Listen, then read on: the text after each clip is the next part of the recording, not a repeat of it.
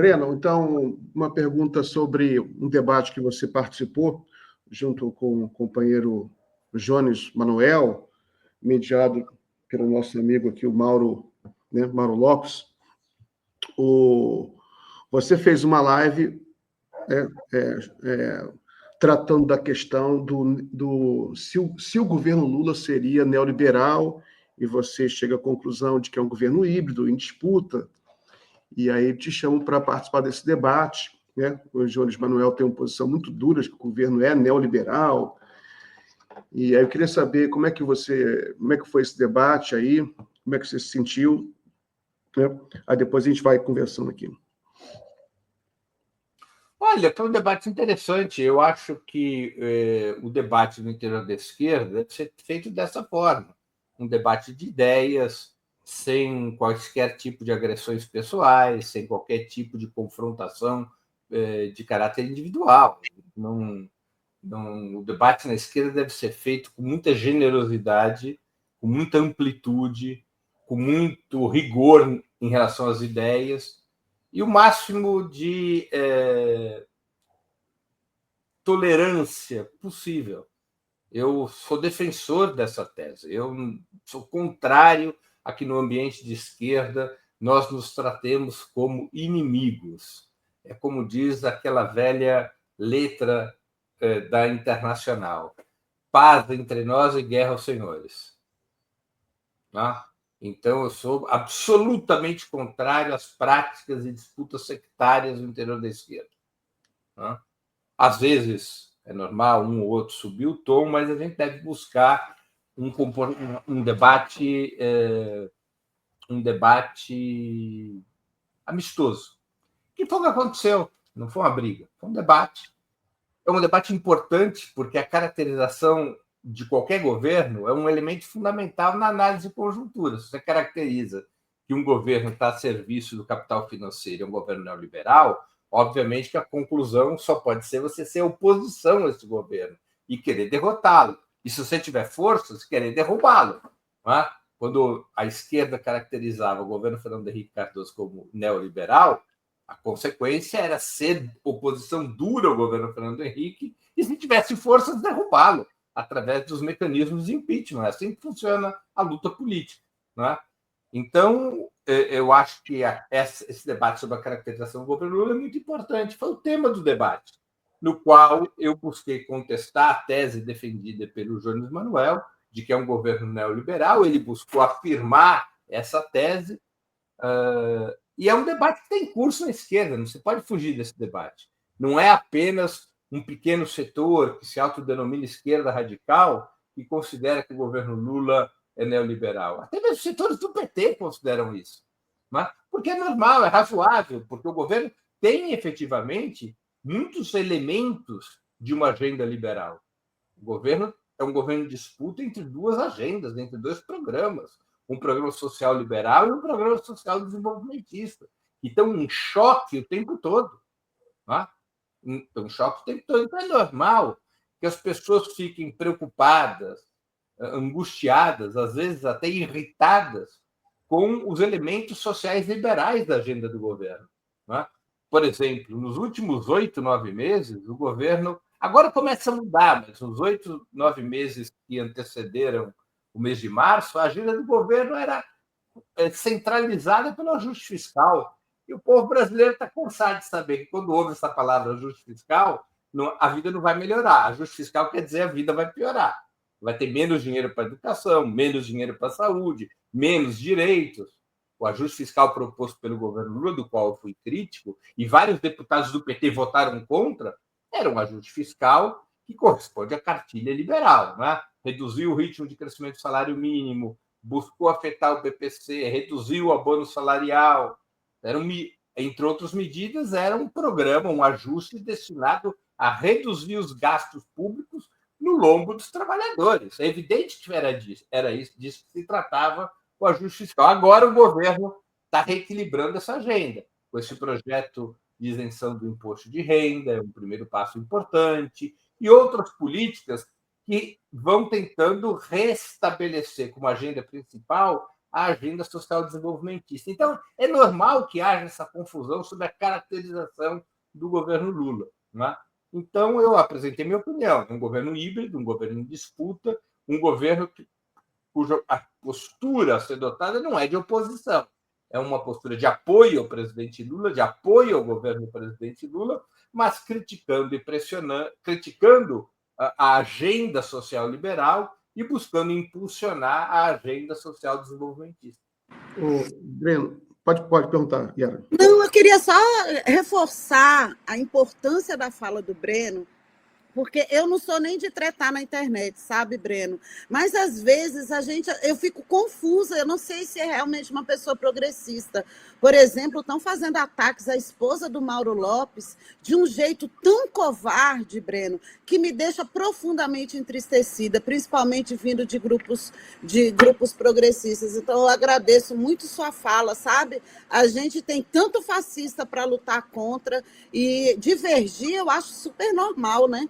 Agora, atacar, pedir demissão, realmente, eu fico entristecida, viu, Breno? Porque nossa tarefa ela é tão grande, tão difícil. Então, obrigada aí pela sua postura sensata, como sempre. Era só esse comentário mesmo que eu queria fazer. Muito obrigada, viu, Breno? Imagina, mas quem está atacando a esposa do Mauro Lopes? Eu não vi. Um grupo de progressistas. Falando que é um absurdo, botaram o nome dela lá, expuseram o nome dela, Breno, pedindo que ela seja demitida. É uma coisa tão absurda, grupos progressistas no X, no Twitter. Eu vi por acaso e fiquei chocada, porque, gente, isso não coaduna com a esquerda. Porque a esposa do Mauro Lopes, ela é assessora no Ministério das Mulheres, não é? Isso, exatamente. Uma profissional competente. Sim, eu a conheço na época que ela trabalhava no 247, tive a oportunidade de ser entrevistado por ela várias vezes, uma figura da mais alta integridade profissional, e é um absurdo esse tipo de ataque pessoal, é inadmissível, é rasteiro, é um comportamento... Misógino, viu, Breno? Misógino. E que se assemelha ao comportamento do bolsonarismo. Exatamente. Então, a gente tem que lutar, como, por exemplo, o que estão fazendo com as repórteres da Folha. Eu não concordo uma vírgula com a linha editorial da Folha. E vou sempre defender qualquer mulher que seja atacada na sua função. Você está se referindo a Globo News, né? Não, a Folha de São Paulo, que agora tem uma horda de bolsonaristas atacando a Gabriela Biló e a Thaís, que eu esqueci o sobrenome. Eu vi também em relação a Júlia do Alibe. Também. Ou seja, sempre mulheres, né, Breno? É impressionante. E aí eu fico confusa, porque é de esquerda, é de direita, mas sempre contra mulheres. Fica a dica aí, vamos reavaliar essa postura, viu, gente? Muito feio, não pode fazer isso, coleguinha. Breno, sobre essa dualidade do governo, né? essa dicotomia entre um lado social-liberal, o outro social-desenvolvimentista, qual o aspecto social-desenvolvimentista que você acompanha mais, que você tem gostado mais do governo? Olha, eu acho que o projeto do imposto de renda, que é a política mais recente a esse respeito, ela acena para enfrentar a injustiça tributária de um ponto de vista progressista, favorável aos milhões de trabalhadores de renda média que pagam imposto de renda, buscando isentá-los do imposto de renda e compensatoriamente taxando os mais ricos. Acho isso uma política progressiva que deve ser apoiada, né? Há vários outros elementos da agenda social desenvolvimentista. A agenda social desenvolvimentista, até o presente momento, eu digo, de 2023 em diante, de 2024 em diante, 2023, a agenda social desenvolvimentista prevaleceu. Ela prevaleceu porque vinha da PEC da transição. A PEC da transição tinha desmontado o teto de gastos. O governo propôs 195 bilhões de créditos adicionais, ganhou 145 no final de 2022 E essa PEC da transição permitiu ao governo Lula reconstruir programas sociais, recompor políticas de desenvolvimento e assim por diante. De 2024 em diante, desde aquele momento em 2023, em que se aprova o arcabouço fiscal, e de maneira mais intensa, de 2024 em diante, prevaleceu uma agenda social liberal do governo. Nós atravessamos aí 2024 praticamente inteiro com uma agenda social liberal. A agenda social desenvolvimentista, ela era secundária no governo. Não é? Ela não era irrelevante, mas ela era secundária. Não é? Mas a gente pode perceber, as mudanças da política da Petrobras foram importantes. A Petrobras reduziu o percentual de distribuição dos seus lucros aos acionistas, aumentou a capacidade de investimento da Petrobras. A Petrobras foi recompondo a capacidade de refino, que tinha sido reduzida drasticamente nos governos Temer e Bolsonaro. Não é? A Petrobras foi ampliando seus investimentos, isso foi importante. O BNDES aumentou muito a sua carteira de investimentos, também impulsionando a reindustrialização do país. Embora modesto, o programa Nova Indústria, ele é um passo adiante, que se refletiu em algum crescimento industrial no ano de 2024. O crescimento da indústria em 2024 ele ficou um pouco acima do crescimento do PIB. A indústria de alta tecnologia cresceu até mais, não é? Em relação ao conjunto do crescimento industrial, embora a gente não tenha no PAC ou no programa Nova Indústria um robusto programa, por exemplo, de infraestrutura, especialmente, a gente pode pegar, cadê um programa de infraestrutura ferroviária? Ele não existe ainda, né? Quer dizer, se discute, se acena, mas a gente não vê algo relevante. Indústria da defesa, não se enfrenta essa tarefa para valer. A indústria da saúde se faz acenos, mas não se construiu uma política sólida. Então, você tem um desequilíbrio favorável à agenda social liberal. Vamos ver se, a partir de agora, com esse projeto de imposto de renda, se o governo também abraça a luta contra a escala 6x1, se o governo vai ampliando o peso da agenda social desenvolvimentista. Breno, tem uma novidade aqui, que quando anunciaram a Dilma como reeleita, como presidenta do Banco dos BRICS, junto com essa notícia veio, né, a notícia. Coloca aí, por favor, Gui, que eu coloquei no grupo lá. Dilma confirma ferrovia transoceânica. Viu? Coloca aí, Gui, que saiu na Folha, a manchete é essa. É porque a Dilma, ela é uma entusiasta. Eu lembro que ela queria, por exemplo, ela defendeu o trem-bala Rio-São Paulo. Eu lembro perfeitamente desse momento, quando ela foi bombardeada. A Globo fez uma campanha contra ela. Mas, enfim, essa notícia aí. Se isso se confirmar, vai ser um grande projeto de desenvolvimento. O que você acha? Não, sou favorável, não conheço detalhadamente o projeto, é um projeto antigo que vem sendo discutido no Brasil, mas eu não conheço seus detalhes e é um elemento importante. Quer dizer, o Brasil precisa encarar um programa de renovação e expansão da sua infraestrutura de amplo espectro. E esse investimento não virá do capital privado. Esse investimento é feito pelo Estado, em aliança, eventualmente, com fundos internacionais, como é o caso do Banco dos BRICS, ou não haverá esse investimento. E o Brasil não conseguirá estabelecer um novo ciclo de desenvolvimento sustentável sem enfrentar o tema da infraestrutura. A infraestrutura brasileira hoje ela é muito atrasada. Se nós compararmos com a infraestrutura de países que há 40 anos atrás estavam atrás do Brasil, incluindo a própria China, não é? A infraestrutura brasileira nos anos 80, a indústria brasileira, eram mais desenvolvidos que a da China, que é da Coreia, para não falar outros países como o Vietnã. Hoje, o Brasil está atrás de todos esses países, tanto em termos de infraestrutura quanto de indústria.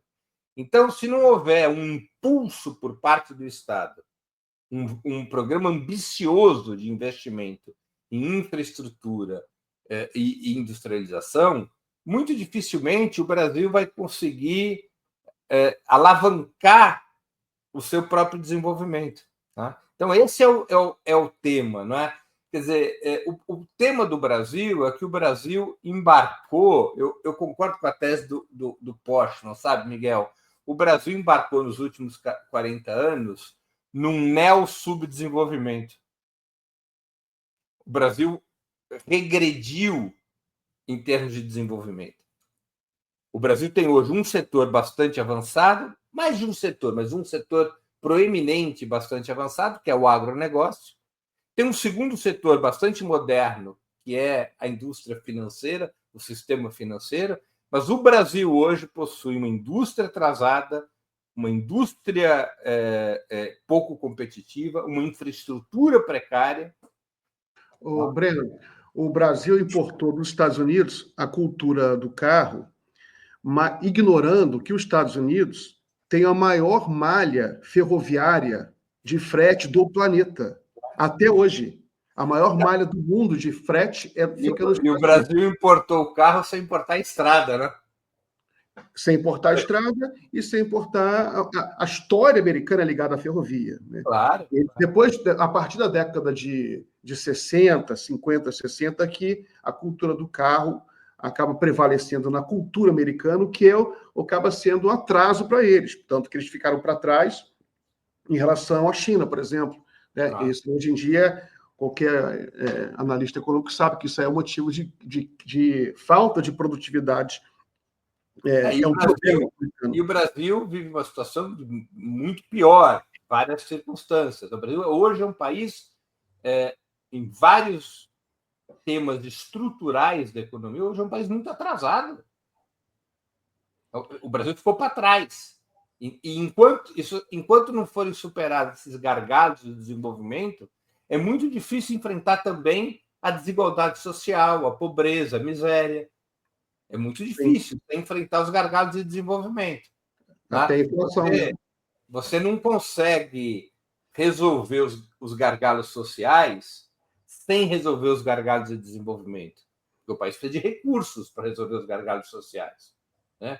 Vamos olhar, o Brasil é um país cujo salário médio hoje está em R$ 3.300, não é isso? Aproximadamente. Sim. Isso é metade do salário mínimo calculado pelo Diese.